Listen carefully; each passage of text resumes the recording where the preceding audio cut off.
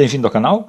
E sobre o filme do Craven, algumas coisas na vida não eram para ser mesmo. Nesse caso, a estranha tentativa da Sony em faturar com os vilões do universo do Homem-Aranha, que são aqueles que eles ainda detêm os direitos. E assim, eles estabeleceram o seu pequeno universo cinematográfico.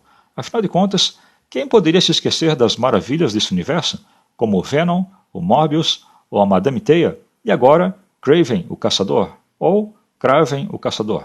Pelo jeito, todo mundo se esqueceu e parece que a Sony abandonou a coisa toda e agora eles querem tirar o ouro da única fonte que as pessoas se importam, o próprio Homem-Aranha.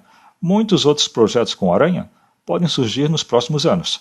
Mas, antes de continuar com esse meu ponto de vista sobre esse filme do Kraven, eu lembro que qualquer canal, grande ou pequeno, existe em função dos inscritos. Ainda não descobri porquê, mas não é o que acontece por aqui, já que a média é de 85% das visualizações de não inscritos. Muitos vídeos passam até de 95%. Isso bloqueia o crescimento do canal. Se acontecesse o mesmo com todos os canais, o YouTube nem existiria, porque ninguém faria vídeos. E se você gosta do conteúdo desse canal, já que está aqui assistindo esse vídeo, se inscreva agora e assim colabore para mais e melhores vídeos. Um filme que foi lançado sem nenhum hype e com 2 anos de atraso, vale o nosso tempo assistindo? Afinal, a Madame Teia foi tão ruim que virou uma piada. Morbius foi tão ruim que virou meme. E agora, o que vai ser do Kraven, o Caçador? Será que ele vai inspirar pessoas a caçarem um bom filme para assistir? Parece que todos esses filmes com vilões do Homem-Aranha não dão certo pela falta do próprio Homem-Aranha. O estúdio estava tão desesperado que lançou cerca de 8 minutos do filme semanas antes da estreia no cinema.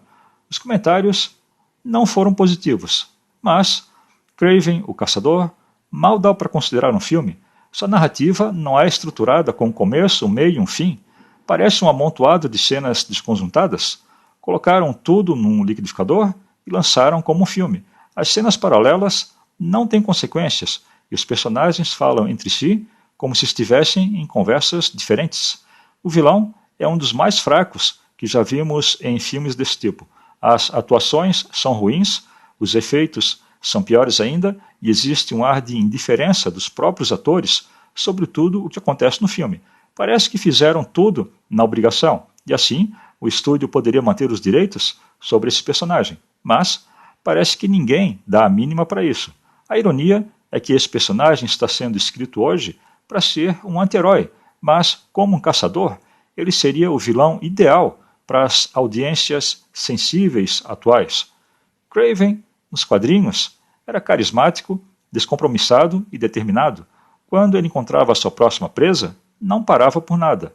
Ele apenas se importava com a emoção da caçada, não importando se ele caçava um herói ou um vilão.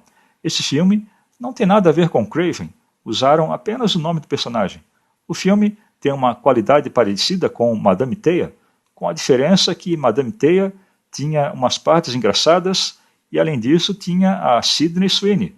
Kraven é só vazio, não tem alma nem coração, não tem motivo para existir.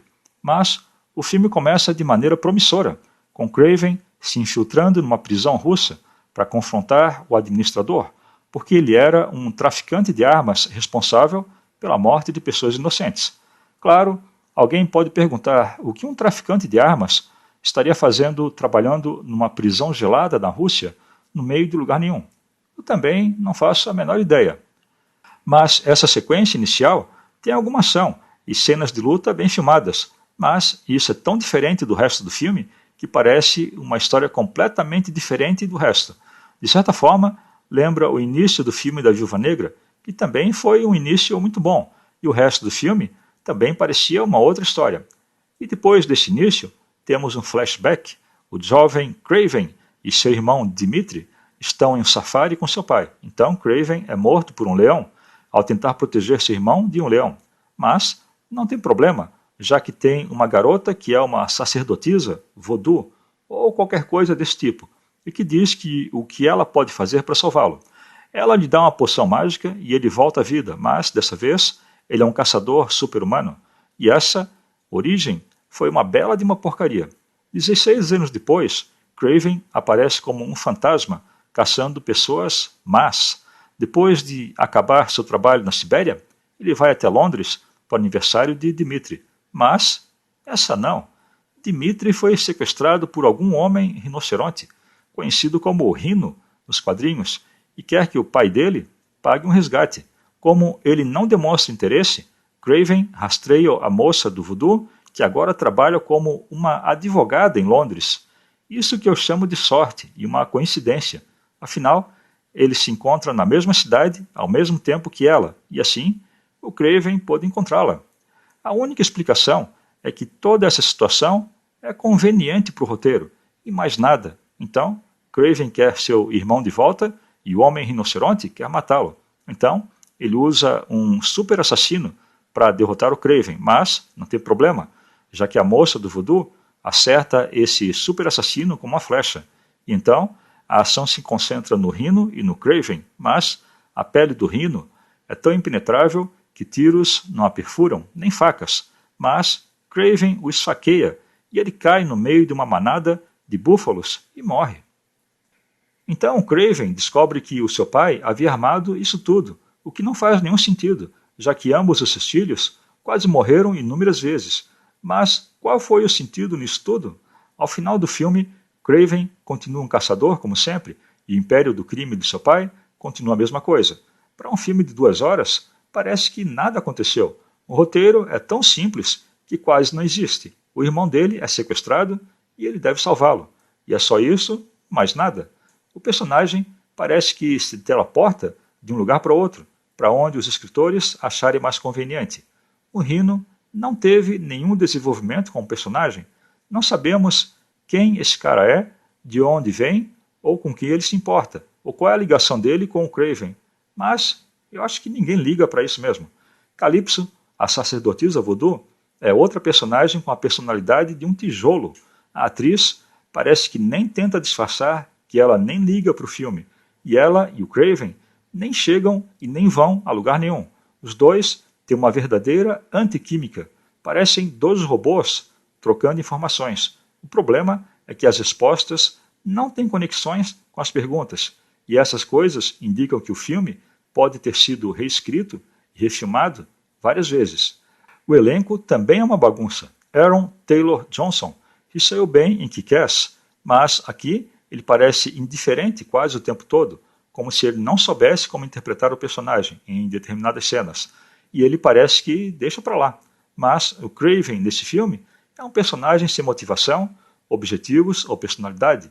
Ele passa de um caçador a alguma coisa parecida a um vigilante e procura não ofender as modernas audiências sensíveis. Mas ele não tem essência e nem objetivos claros. Além disso, um personagem desses fica difícil de entender como ele seria um antagonista para o Homem-Aranha. E o filme também parece querer dizer algo sobre as relações entre os pais e os seus filhos e de quando eles se tornam mais velhos. A impressão é que os efeitos gerados por computação gráfica foram feitos para economizar no orçamento. Os diálogos são truncados e o ritmo é todo irregular. O resultado final é uma produção problemática. O filme obteve péssimas críticas e a sua bilheteria foi desastrosa, o que indica que esse filme deve marcar o fim dessa franquia. É mais um filme esquecível. O fato é que o Homem-Aranha tem uma das melhores galerias de vilões dos quadrinhos, mas nós nunca saberíamos disso assistindo esses filmes da Sony. Eu acho que a Sony deveria esquecer tudo que fez com esses vilões do Homem-Aranha. Então era isso, já assistiu esse filme do Kraven? Diz aí nos comentários. Valeu, até o próximo vídeo.